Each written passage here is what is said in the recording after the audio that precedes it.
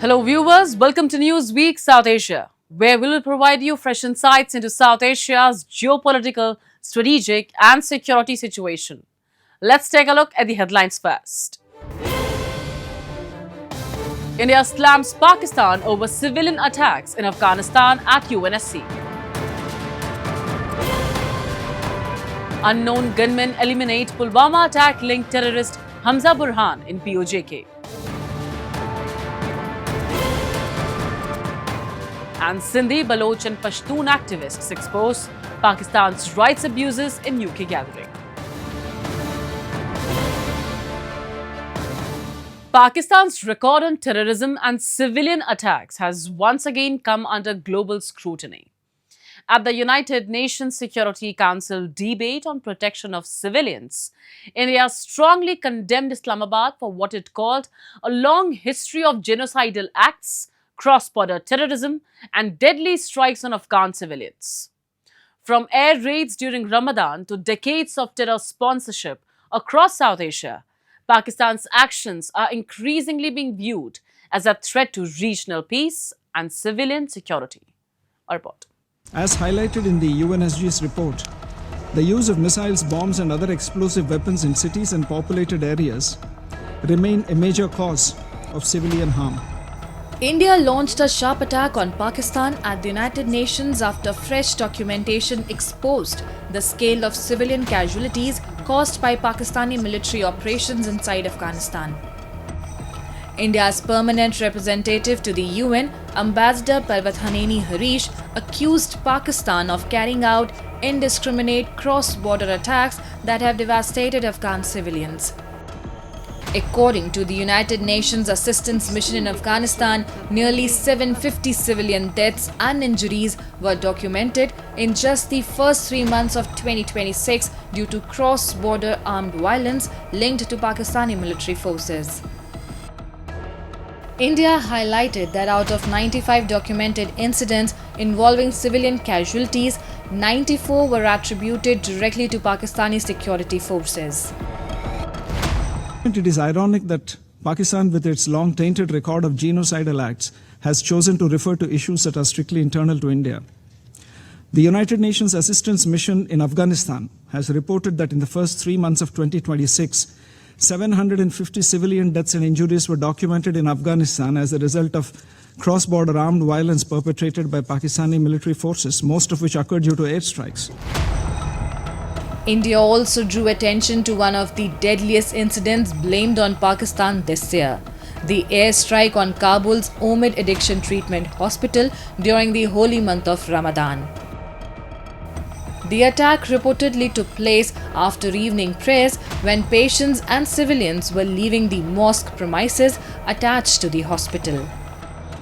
According to UNMA findings cited by India, the strike killed 269 civilians and injured another 122. The targeting of a medical facility during a sacred religious period triggered outrage across Afghanistan, where anti-Pakistan sentiment has been steadily rising over repeated military incursions, drone strikes and civilian casualties in border regions. Pakistan's military has long justified such operations as counter-terror missions targeting Tehreek-e-Taliban Pakistan hideouts. But critics argue Islamabad's actions have increasingly blurred the line between military operations and collective punishment of civilians. The world has not forgotten that it was during the holy month of Ramadan in March this year, at a time of peace, reflection and mercy, that Pakistan conducted a barbaric airstrike on the Omid Addiction Treatment Hospital in Kabul. Again, according to UNAMA, this cowardly and unconscionable act of violence claimed the lives of 269 civilians and injured a further 122 in a facility which can by no means be justified as a military target. The latest accusations add to Pakistan's long and controversial record in the region. Over the years, Islamabad has repeatedly faced allegations of supporting extremist proxies while simultaneously carrying out harsh military operations against ethnic communities and border populations. In Afghanistan, Pakistani airstrikes in Khost, Paktika and Kunar provinces have repeatedly resulted in civilian deaths, including women and children. Afghan authorities and local communities have accused Pakistan of violating sovereignty and using disproportionate force. At the same time, Pakistan continues to face allegations of enforced disappearances, extrajudicial killings, and military crackdowns in Balochistan and Khyber Pakhtunkhwa. New Delhi also used the platform to once again highlight the dangers of cross-border terrorism emanating from Pakistan. For decades, India has accused Pakistan-based terror outfits of orchestrating attacks across Jammu and Kashmir and other parts of the country. Groups such as Lashkar-e-Taiba and Jaish-e-Mohammed, both designated terrorist organizations internationally, have repeatedly been linked to deadly attacks on Indian civilians and security personnel. New Delhi maintains that Pakistan continues to provide ideological, financial, and logistical support to terror networks despite international pressure. India remains deeply concerned about the persistent threat posed by cross-border terrorism, which continues to undermine regional peace, stability, and the fundamental principles of international security. India has been a victim of such form of terrorism for decades. States that sponsor, shelter, or support terrorism must be held accountable. India further noted that more than 94,000 people have reportedly been displaced due to cross-border violence linked to Pakistani military operations against Afghan civilians. The remarks at the United Nations once again placed Pakistan under international focus over its dual track record, projecting itself as a victim of terrorism while facing growing accusations of exporting instability, sheltering terrorist networks, and carrying out deadly operations against civilians both within and beyond its borders.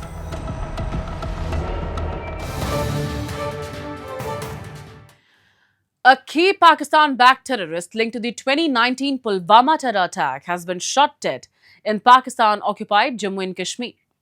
Hamza Burhan, an Al-Badr operative accused of logistics, recruitment and radicalisation activities for terror networks operating in Jammu and Kashmir, was reportedly killed by unknown gunmen in Muzaffarabad. The incident once again exposes the growing instability within Pakistan's terror ecosystem, where extremist groups nurtured for decades are increasingly turning against one another. A report. One of the masterminds behind the Pulwama terror attack, Hamza Burhan, has reportedly been eliminated in Pakistan-occupied Jammu and Kashmir. According to media reports, the Al-Badr commander was shot by unidentified gunmen in Muzaffarabad and later succumbed to his injuries. Originally from Pulwama in Jammu and Kashmir, Burhan had crossed into Pakistan in 2017 under the guise of pursuing higher education. Instead, he joined the Pakistan-backed terror outfit Al-Badr and rapidly rose through its ranks. Indian security agencies believe Burhan played a critical role in expanding terror operations in South Kashmir. He was involved in recruitment, logistics, weapons supply, and digital radicalisation campaigns aimed at pushing Kashmiri youth toward terrorism. In 2022, India's Ministry of Home Affairs designated him as a terrorist. Investigators also linked him to the Pulwama suicide bombing of 2019, in which 40 CRPF personnel were martyred after a Jaish-e-Mohammed terrorist rammed an explosives-laden vehicle into a convoy. You know, the more and more of these terrorists who get eliminated, whether they get eliminated in India or they get eliminated in Pakistan or in Pakistan-occupied Kashmir, it sends a message to all other terrorists that they are not safe anyway. Now, of course, the question arises as to who are these gunmen. We do not know who these gunmen are, which country is supporting them, whether it is Afghanistan or whether it is being done deliberately by the Pakistani agencies, because they are also having problems with some of these groups. We don't know that. But in any way, India's interests are covered by the fact that these people are getting eliminated, because it sends a very strong message to those people who still harbor terrorist inclinations in India, that they will not be safe either in India or abroad. The killing of Hamza Burhan is the latest in a growing list of targeted eliminations involving Pakistan-based terrorist and extremist operatives. Over the last several years, multiple Lashkar-e-Taiba and Jaish-e-Mohammed linked figures have been mysteriously shot dead across Pakistan and Pakistan-occupied Jammu and Kashmir. From Lahore and Rawalpindi to Karachi and Peshawar, unidentified attackers, often riding motorcycles, have repeatedly carried out close-range assassinations before disappearing without a trace. Just last month, Muhammad Tahir Anwar, brother of Jaish-e-Mohammed chief Masood Azhar, died under mysterious circumstances in Pakistan. Earlier, Lashkar operative Abu Qatal, considered close to Hafiz Saeed, was also gunned down. For years, Pakistan has been accused globally of nurturing terror infrastructure as a tool of strategic policy. But the same networks are now creating instability within Pakistan itself, revealing the dangerous blowback of decades of state-sponsored terrorism. This particular chap, Hamza Burhan, he was one of the masterminds, one of the key masterminds of the Pulwama attack. Now, he belonged to the Al-Badr faction. And in 2017, he had actually left for Pakistan. He went on the pretext of education. Out there, he got into the training camps and he became a radicalized youth, and he came under the umbrella of the Al-Badr group.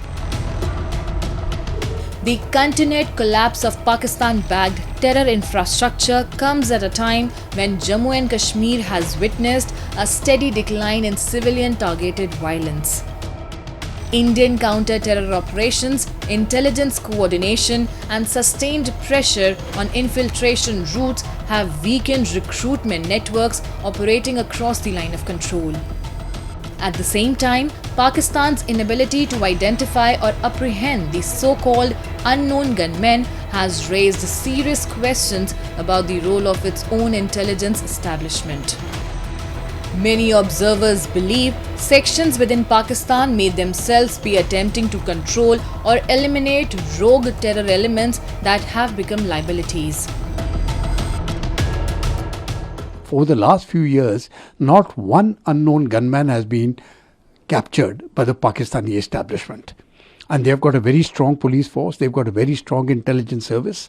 So why have they not been able to do that? That remains a mystery, which lends me to believe that they are actually involved in some manner in eliminating them, because we must remember these terrorist groups within Pakistan are also creating a problem for the Pakistani establishment.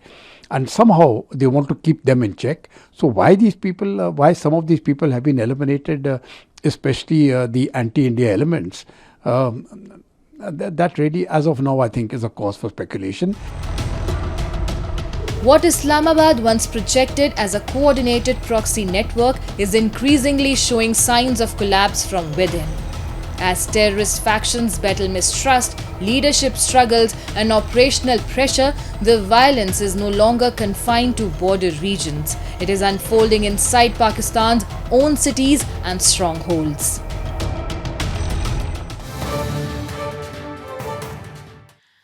Pakistan's human rights record has once again come under sharp international scrutiny. At a gathering organized by the World Sindhi Congress in the United Kingdom, activists from Sindhi, Baloch and Pashtun movements accused Islamabad of systematic repression, enforced disappearances and demographic manipulation. Speakers alleged that Pakistan's military establishment continues to silence dissent through fear, displacement and political suppression, while minority voices remain largely ignored by the state-controlled narrative. Report. What began as a community gathering in Bradford soon transformed into a strong indictment of Pakistan's human rights record. Organized by the World Sindhi Congress, the event brought together Sindhi, Baloch, Pashtun activists, intellectuals and political voices who accused Islamabad of decades-long repression against ethnic communities seeking rights, dignity and autonomy. Speakers alleged that enforced disappearances, arbitrary detentions, and intimidation by Pakistan's security establishment have become routine tools to crush dissent in Sindh, Balochistan, and Khyber Pakhtunkhwa. Activists also warned that the shrinking democratic space in Pakistan has left minority communities vulnerable to political marginalization, media censorship, and state-backed demographic changes. Do you know, it is estimated that on average in Sindh, 5,000 people they die. And these 5,000 people they die, which are easily preventable. Hidayat said is 80% of people they don't have drinkable water. Now they say no, it's 90%. The chief minister said 90% people जो को अड़ो पानी पींदो वो बीमार न थींदो ऐं पोइ मरंदा न हेपेटाइटिस न थींदो त कीअं थींदो सिंधु दरिया जे करे वो सुकी 92 सैकड़ो डेल्टा तबाह थियो 90 सैकड़ो पानी खत्म थियो they want to really eradicate the basis on which Sindh stands. जीअं पाकिस्तान थियो not हजार न लख न millions of acres of land has been taken. Karachi जी 50 सैकड़ो ज़मीन फौजन वटा. The gathering also highlighted growing anger over controversial canal projects on the Indus River.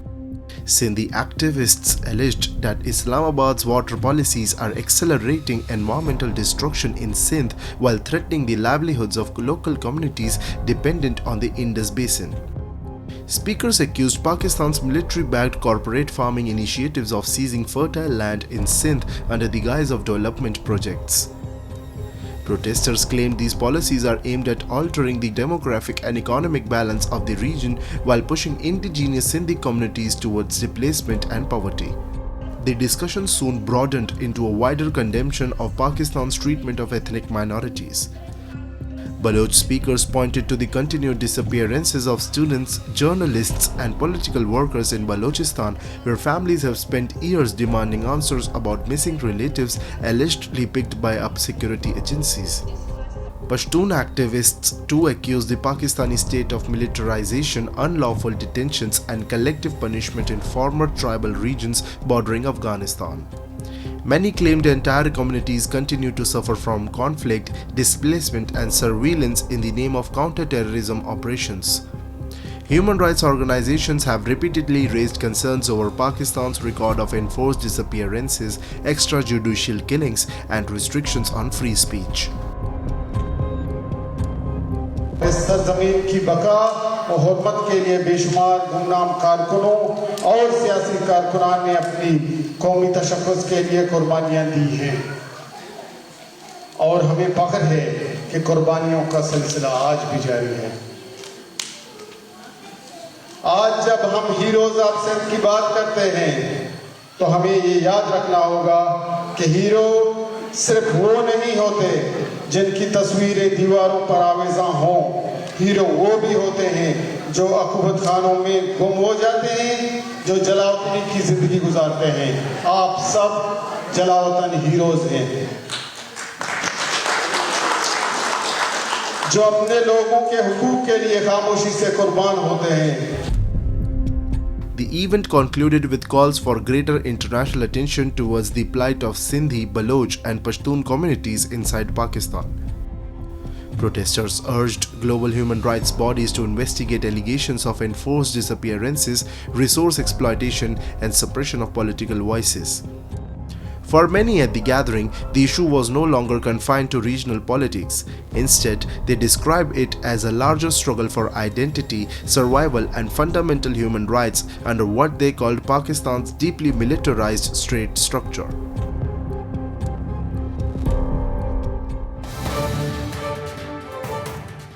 Pakistan-occupied Gilgit-Baltistan is once again facing a deepening humanitarian and climate crisis.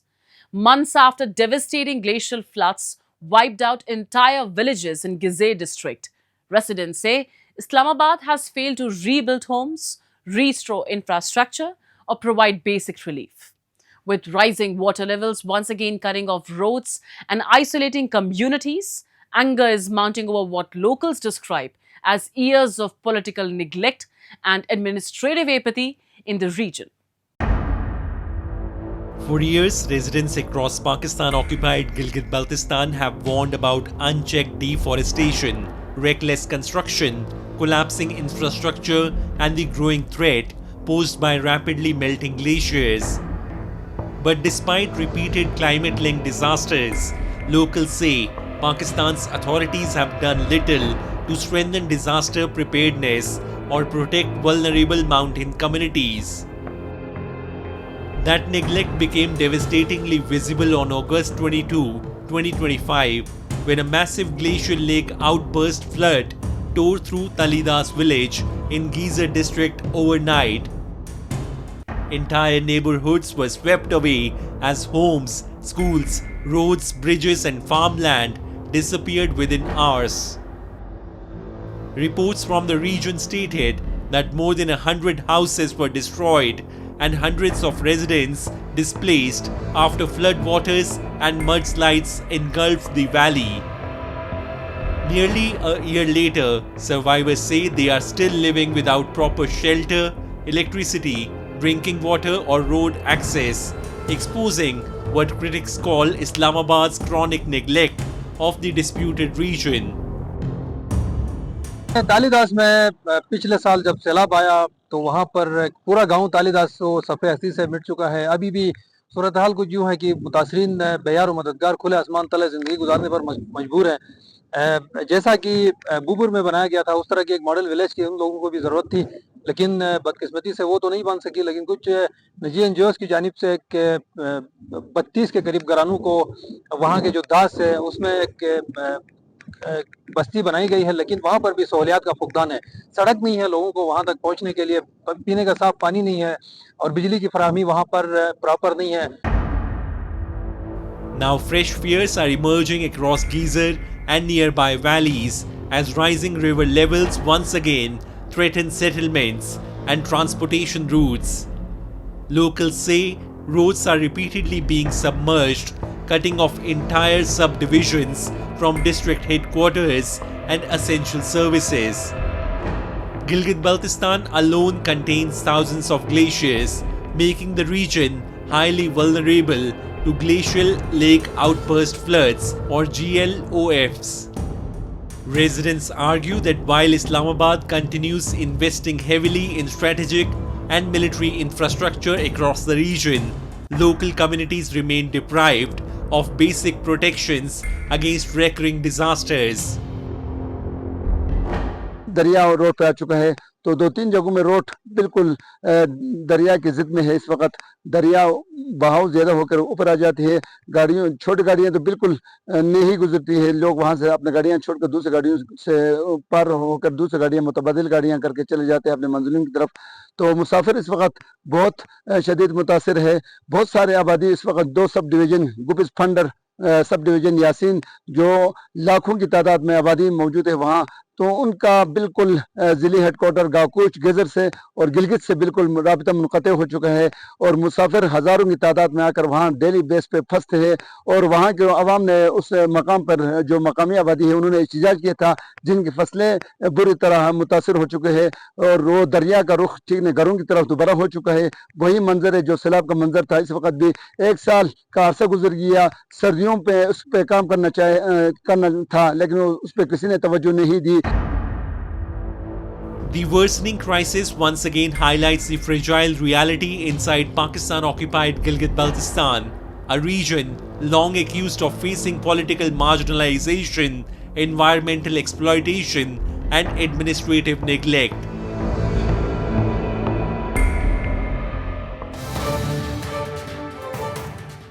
And with that, we come to the end of this edition of Newsweek South Asia. We'll be back next week with more news, views, and analysis from the subcontinent. Meanwhile, do keep writing to us at nwsa@anin.com. This is Shivangi Mishra signing off on behalf of the entire team of Newsweek South Asia. Goodbye and take care.